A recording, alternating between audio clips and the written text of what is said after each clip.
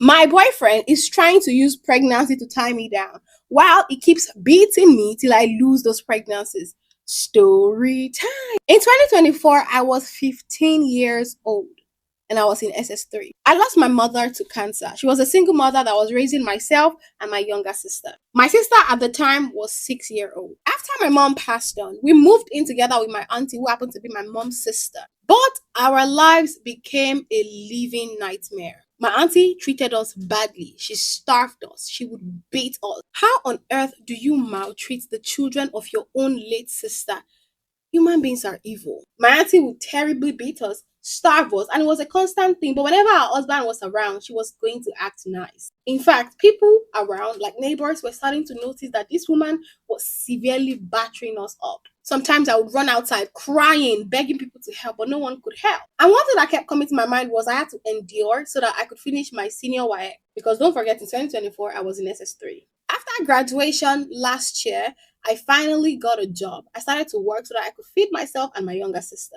I mean, there were days my auntie would refuse to give us food. So it was the little money that I was making that I would use to feed myself and my sister. But the abuse got worse because one particular day, my younger sister was washing plates and she mistakenly broke one.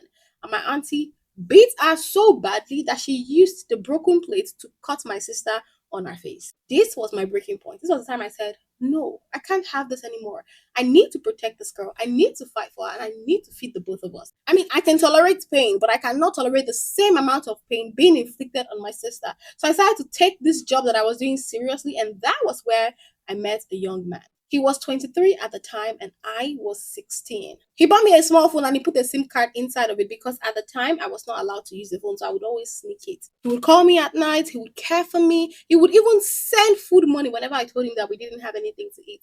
This guy was literally acting like a father figure in the life of myself and my sister. He was loving, he was supportive. So I started to confide in him about my situation and I told him what was going on with my sister, myself, and my auntie. And the particular day my auntie cut my sister on the face, I told this guy, and that was when he told me, why don't you move in with me together with your sister?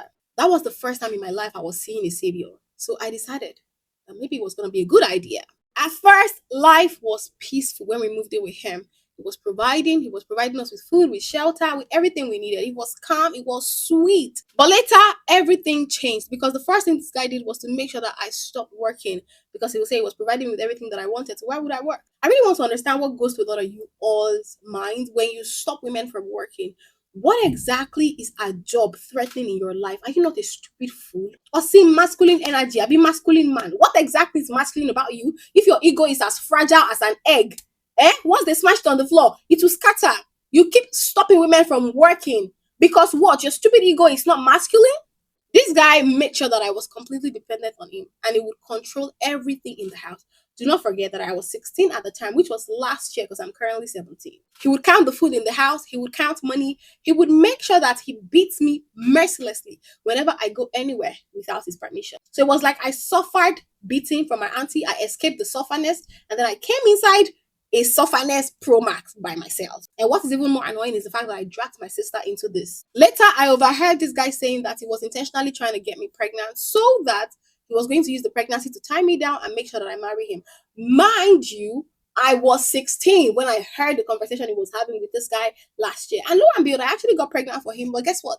He beat me up with the pregnancy that I lost the first pregnancy and I got pregnant for him the second time. And he did what again? He beat me up till I lost the second pregnancy for him. This is the second year and I've lost 2 pregnancies for this man because he beat me up mercilessly on both occasions. This abuse started to become so unbearable that this man started to beat my younger sister as well. I feel like he's beating your sister. Are you sure he's not even raping your sister? Because from the look of things, that man is going to assault you and assault your younger sister. And by the way, it's not even a man, it's a 24-year-old guy, for crying out loud. Recently, I had to run. So I left his house together with my sister and I moved into my best friend's grandmother's house. I moved there temporarily because I don't want to go back to my boyfriend's house. But this woman is not financially stable enough to take care of the both of us. I think what you should stop looking for is who is going to take care of you.